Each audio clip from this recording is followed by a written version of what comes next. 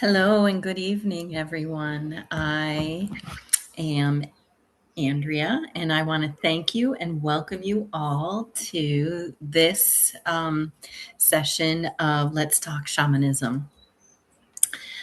Today is June 30th. It is 6:30 p.m. here on the in the Eastern time zone, and the weather is stifling here. It's almost 90 degrees, and the humidity feels like it's at about 95% or so. So I'd like to welcome you all to this, and many of you are going to be receiving this as a recording, and I'm just grateful for all of you that are tuning in live, or if you are tuning in after the fact.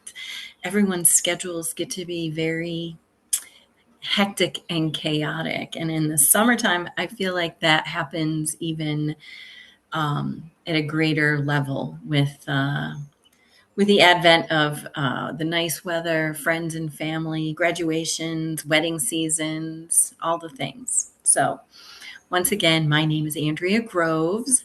I am a Reiki practitioner and a shamanic practitioner and healer. I am a sanctioned teacher of the Pachacuti Mesa tradition lineage, which is a lineage that is originated by Don Oscar Miro Quesada. I said that wrong. And through the Heart of the Healer mystery school. So I'm so proud and so honored to be a part of this shamanic walk with this tribe that I found going on now several years ago.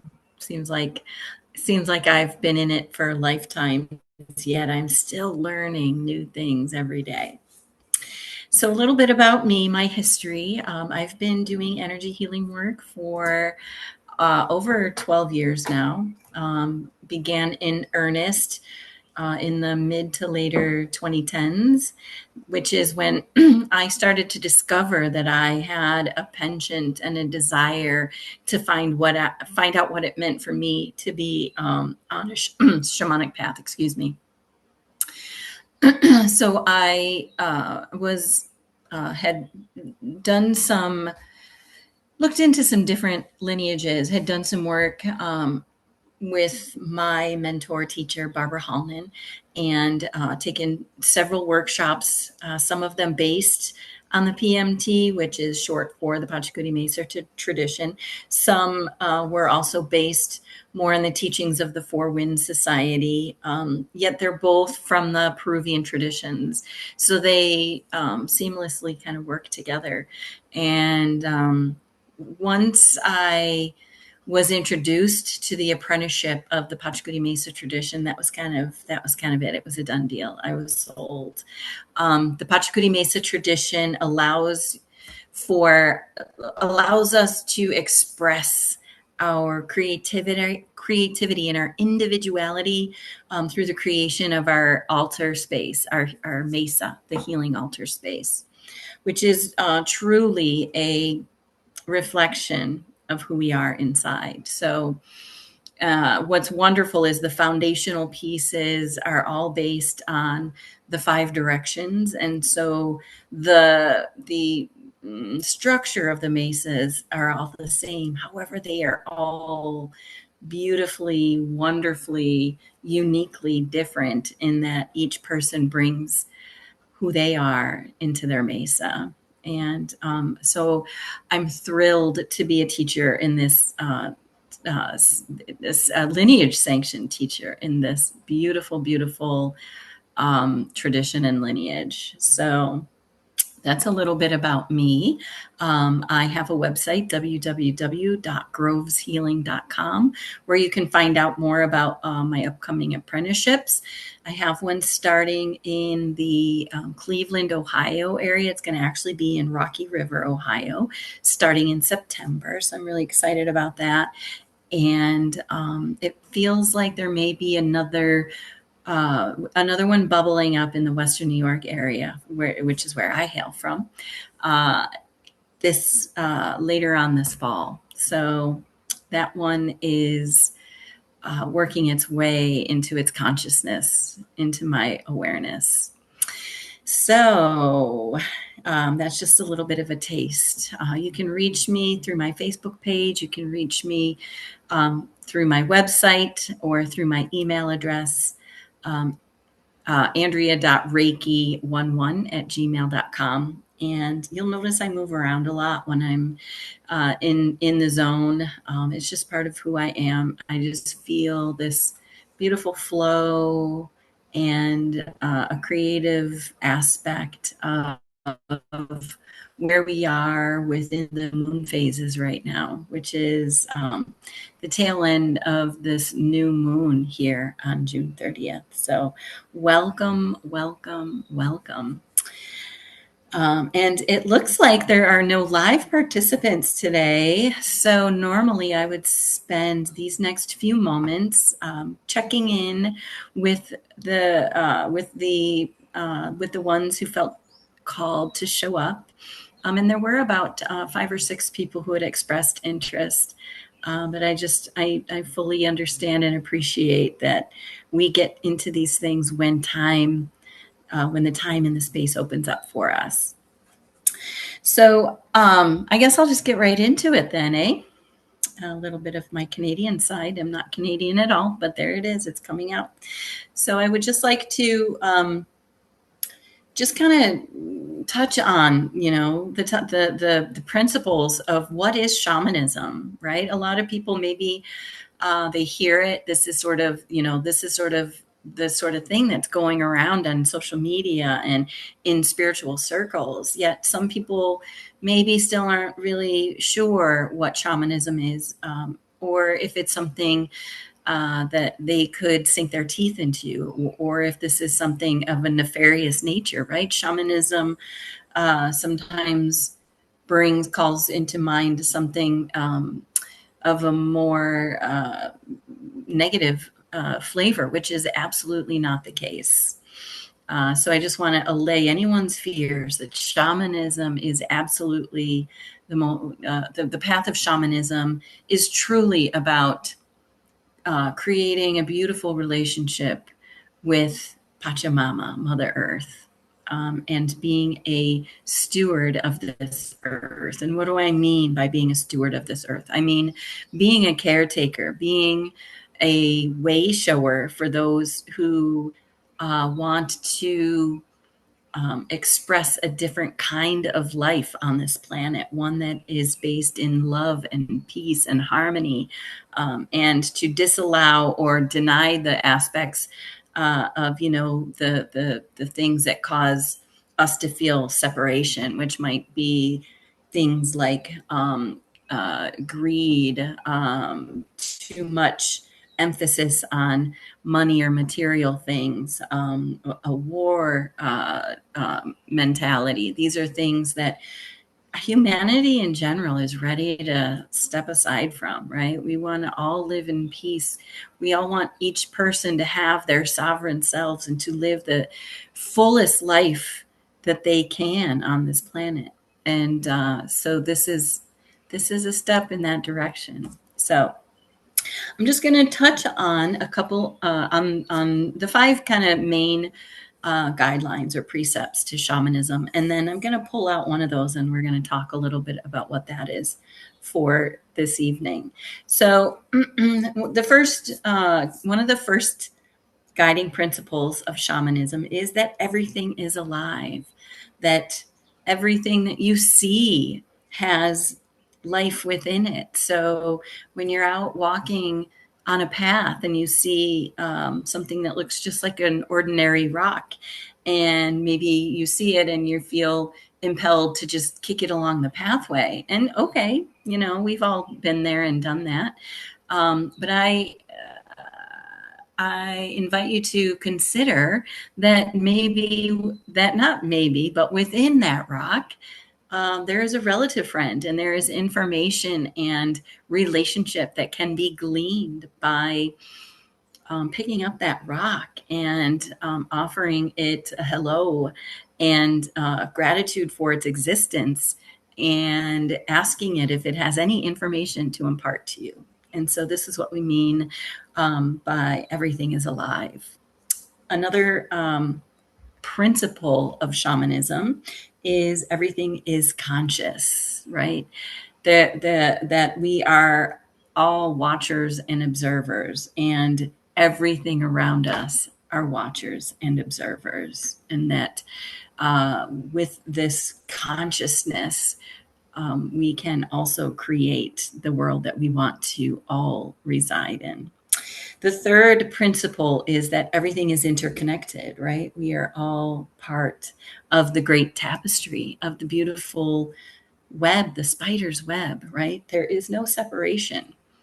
One of the big lies of our time in this current era is that we live separately, and that separation can cause, or maybe that separation can cause trauma, or maybe trauma within our lives has also caused us to feel that separation.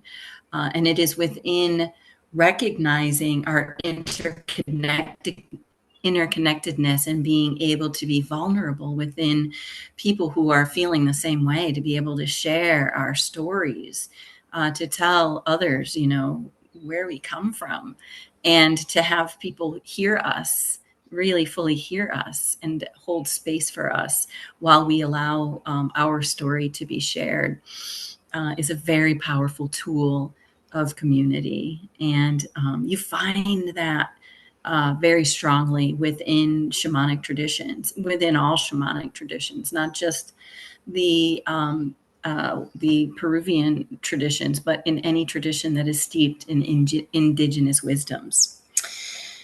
The fourth principle of shamanism is everything transforms, which also means everything changes. And that is absolutely true. And if you think about your own life, in instances where you've had things change, whether of your accord, or kind of, circumstances have mitigated that change has to happen. In either case, when we struggle or resist against that change, it causes and creates rifts within our own lives, and can cause pain and suffering. So when we recognize that change is inevitable, we can be the change that we want to be. So even in this instance where something seemingly terrible is happening, oh, I just lost my job, right? My company's downsizing my job. I no longer am going to be able to pay my bills, my mortgage. I don't want to become homeless, all these woe is me kinds of things. And so it is interesting because um, we can then change what is happening. And I just need to pause for just one moment. I will be right back.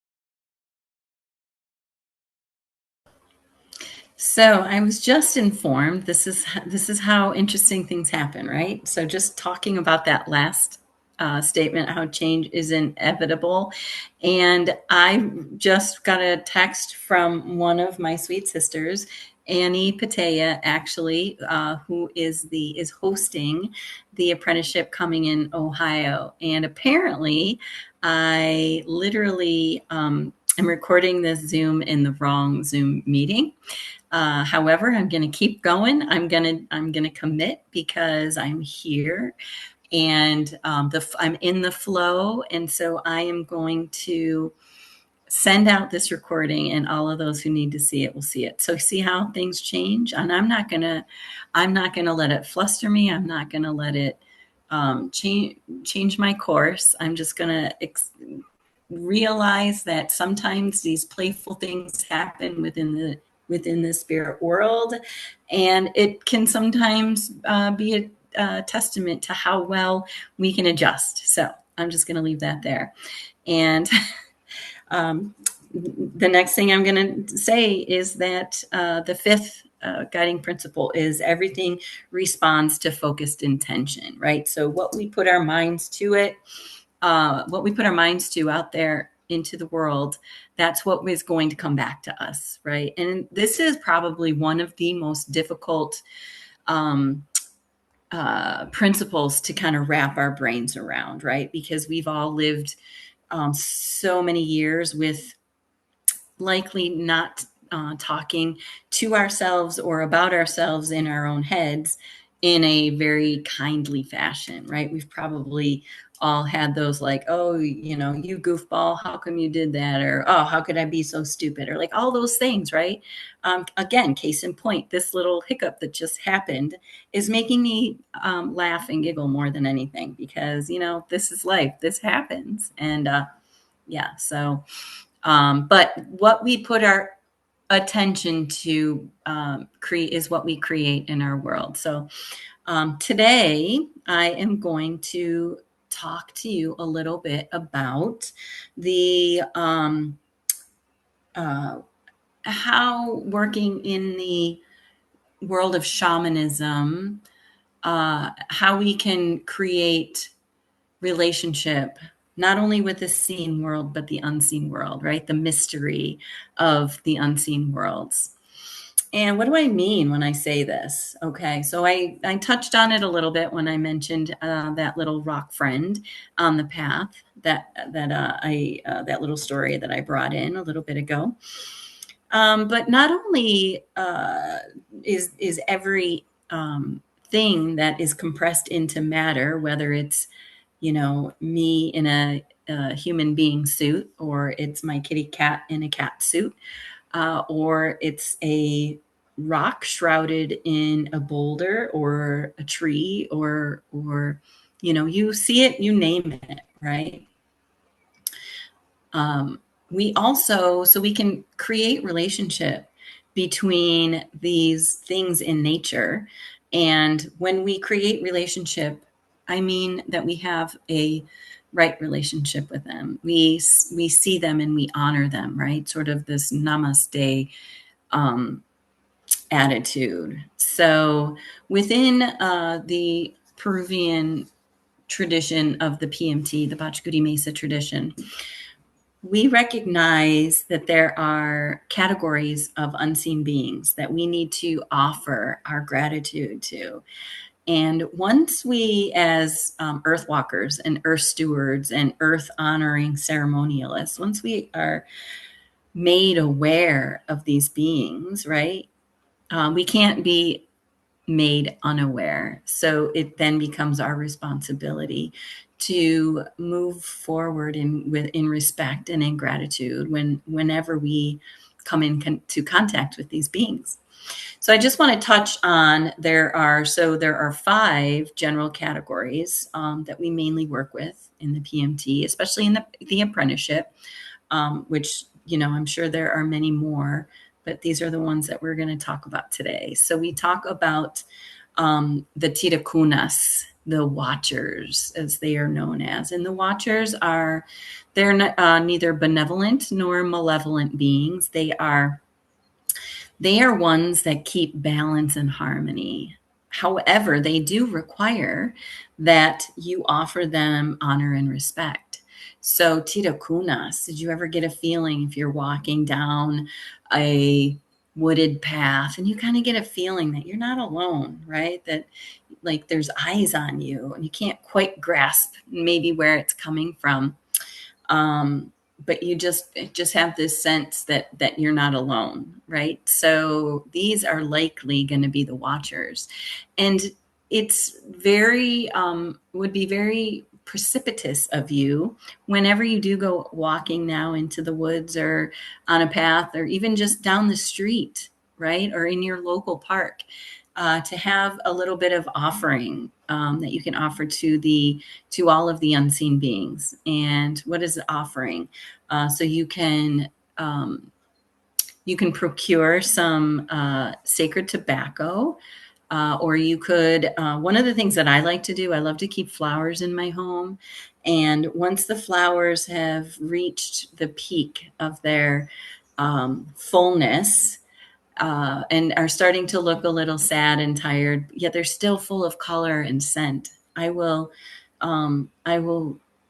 take those petals and I'll pluck them off of the stem and I will dry them and use those for beautiful offerings. So you can take a little baggie full of dried petal flowers. You could take some herb, some cinnamon.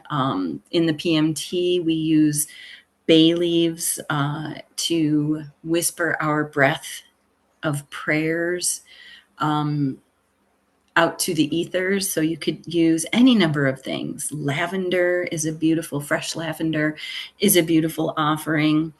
Um, the main thing is with love intention in your heart, right? So when you feel a presence, or even before you have the opportunity to feel a presence, when you begin your walk upon the earth, you can just silently or whisper into the winds or say it out loud, whichever is the most comfortable for you, right? And you just offer a blessing of gratitude. Thank you so much, Tita Kunas, for offering me this most harmonious and balanced walk that I am taking today. I'm so grateful for your presence. Thank you. Thank you. Blowing and then just sprinkling, right?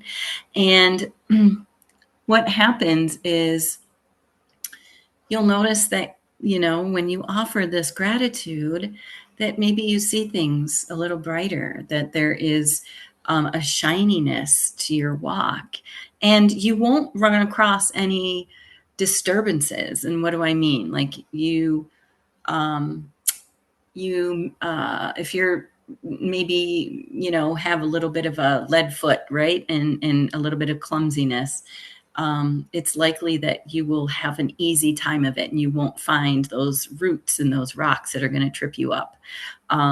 And you'll have a very harmonious walk around what you're doing. So the tirakunas are appeased, and you will have a beautiful rest of your time out in nature.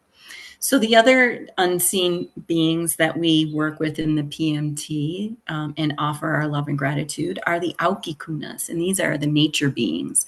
And these are beings that like to be in like marshy, watery areas. Wherever there's water, the Aukikunas like to reside. They're generally fairly shy and are not going to make themselves known in a outlandish way. However, whenever you're near water or there's an area of lush greenery, you can be assured that the Aukikunas are nearby. And again, that same, just offering gratitude for all that they do for the keeping up the ecological balance of an area, right? All of the inhabitants of a place, the animals, the plants. The Aukikunas have a lot to do with creating the ecosphere of those areas, right? I kind of also include in this grouping, I kind of include in there fairies, unicorns, dragons, mer folks, mermaids, and mer mermen. I kind of include those in as well. And maybe you can think of a few others that I'm not mentioning. The other unseen beings that we work with in the PMT and the Pachacuti Mesa tradition are the the Malki Kunas, and the Malkis are the tree beings, the standing green nation. That's one of my favorite ways to talk about the trees. And I first came across that way of describing our tree friends from a couple who is in the British Columbia area of Canada, and they are co-teachers of the PMT, Darcy Copas and Robin Flynn. And I'm sure they're not the first ones to have coined that, but I just really, really loved it. So I use that whenever I can, the standing green nation. And a lot of people already feel very connected to trees and likely already speak and have relationship to trees. And they have a lot to say, and they have a lot to teach us.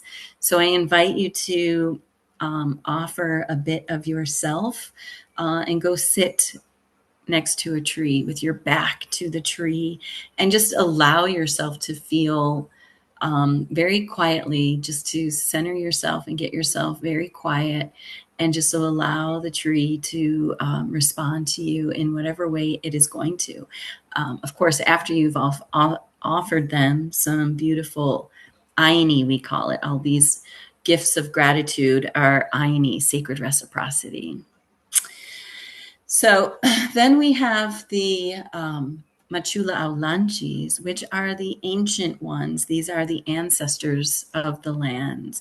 And I feel these ancestors kind of belong in the land where you live, right? So here where I'm residing in the Western New York area, I pay homage to the Machula Aulanchis of the tribal nations that were displaced here, right? My European ancestors have only been on this land for only a few hundred years, maybe a little bit more than that. But the indigenous peoples of this great land have been here for thousands and thousands of years. And so they deserve great respect, great honoring, and great aini. So offering aini and for the healing of the land and of the ancestors that have been marginalized by the different things coming and going. And so the Machula Aulanchis also have a lot to teach us and deserve great, great, great reverence from us. And so blowing a beautiful Fukui breath of love and prayer up to the Machula Aulanchis.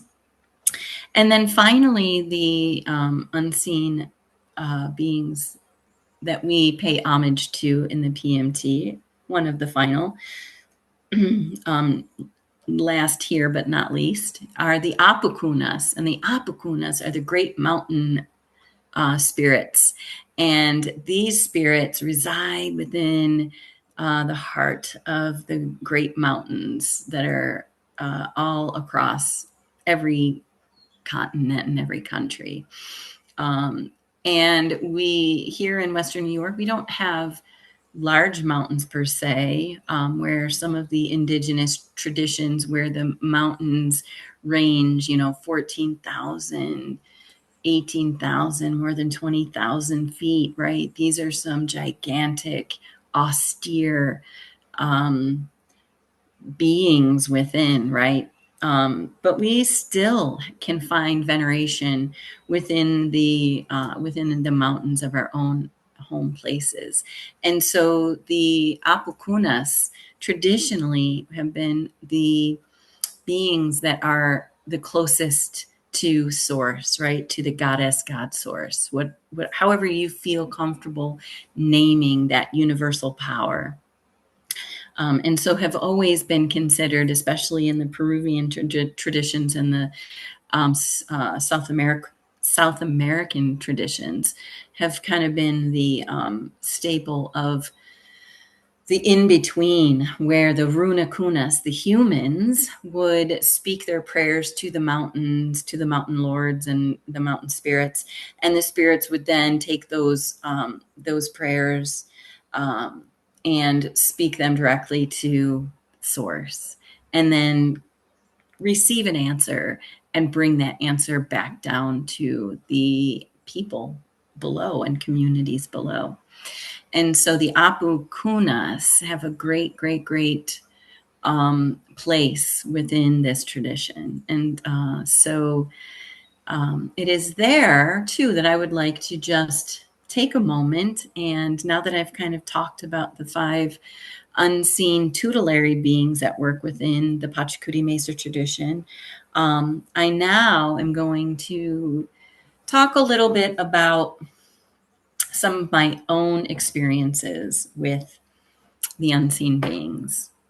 So I will begin with talking about my relationship with my animal ally, which is an animal spirit that I came into connection in the very first weekend of my initial Pachacudi Mesa tradition apprenticeship way back in 2021. And I was guided to meet my animal ally. His name is Ani Yani, and he is a white tiger. And the relationship has unfolded over the years, beginning with, I didn't necessarily have his name in the beginning. It took several more times communicating, meditating with his energy, that the name was brought forward. And also what his gifts are with healing. So Aniyani is a healing animal ally, and his expertise is in dealing with issues of emotional issues, love issues. And he can sense when a person is in need of extra loving TLC. And Aniyani will show that in several different ways. Sometimes when I'm working with his energy, I will see him carrying a person who needs extra support, extra care and safety. I will see him carrying them on his back and completely supporting and allowing that person to fully surrender to whatever the trauma or whatever their problem is, and just to allow it to completely dissipate and allow Aniyani to really take that strain away. So I've seen that aspect. I've also seen Aniyani shrink down into like a sweet little tiger kitten, and he will basically wind himself up into the heart space of someone who is suffering from great heart loss, great heart trauma, or suffering from self-love issues, right? Unable to find the self-love within. So Ani will go in and he will purr this giant big cat purr in a little kitty body. And the purring is what is also a catalyst for the healing. So, and I work with Aniyani pretty much. Aniyani shows up in any healing work that I do, whether it's for shamanic healing, or I'm also a seasoned healer in several other modalities. I use Reiki healing. I also am a practitioner and teacher of the angelic liquid light healing essence, which was originated by Jordi Numata. And I also channel an energy called the Barun energy. But I'm going to leave that energy for another time and another place and another talk. So I just want to give this, let you know that as you walk into the world of shamanism, it truly opens you up to the world of magic, of mystery, and of kind of like it's kind of unbelievable until you actually are in it, and then you're kind of like, am I crazy, am I losing it? And chances are you're not. Chances are you absolutely are not. So I love having conversations with anyone who maybe has already had experiences with the unseen world. And generally, if you do have experiences with the unseen world, you're likely either already on a shamanic path and you don't even realize it, or you're ready. You're ready to step in and be like, hey, I want to see what this is about. So I invite you to continue to follow my work. I invite you to find others who you resonate with, because all types of people resonate with all different types, right? And so it is absolutely a most beautiful thing to find those that you truly resonate with, that you're like, oh, here they are. These are my people. And I would love it if it was with me, but also I would love it if as long as you find it, right? As long as you find that beautiful, sweet connection. So I am also hosting at the end of July. I will be hosting a Ritual Cosmos class. And what is that, you say? The Ritual Cosmos class is a 3.5 hour class where you you learn to make your own basic mesa. So it is a great way to dive into learning a little bit more about the PMT without necessarily the commitment maybe of a full-on apprenticeship. So I'm hosting one in July, and then there's another one in August. I don't have the August date in the top of my head, but there will be one July 30th. So I hope that some of you can find your way to that class. And maybe what I will do is put the link. I'm not sure how that all works. I'm still learning some of the tech aspect of all of this. So you'll find it if you're meant to. You will find it. So normally at this stage, I would ask if anyone has any questions. And since there is no one to ask me a question, I am going to close the space for this evening. And since there are no live participants, I'm going to hold off on doing the meditation until when I do have live participants. That way I can get this recording out a little bit sooner. So I hope that this has resonated and maybe struck a chord within you.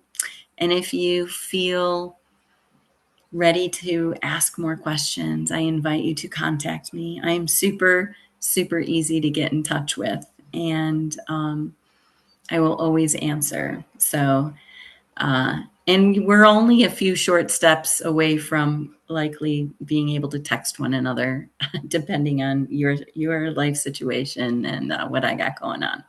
So I am going to close this beautiful space with a quick prayer that this is my prayer to you. And so I hope you take it into your heart, and I hope you have a beautiful evening. Samin chaska, pachamamanchikpa, hawanpi, monokui, nyanita purini, ki chaska, sonkoimi, wakiasunki, kin raininpi, hai kunai ki pak, kauyai hampin chinskuna, tinkiska, samincha takaita, pampachaita, ima sakespa. Waira umanchikwan napai kuanchik, chakin chikpa, uranpi, waitukuna, tikirin munku, kispukunapas kipanchipi takai hatun nunaka hukya kaskan chiskan kauyai wanchis munakuipa nyanimi kanchik.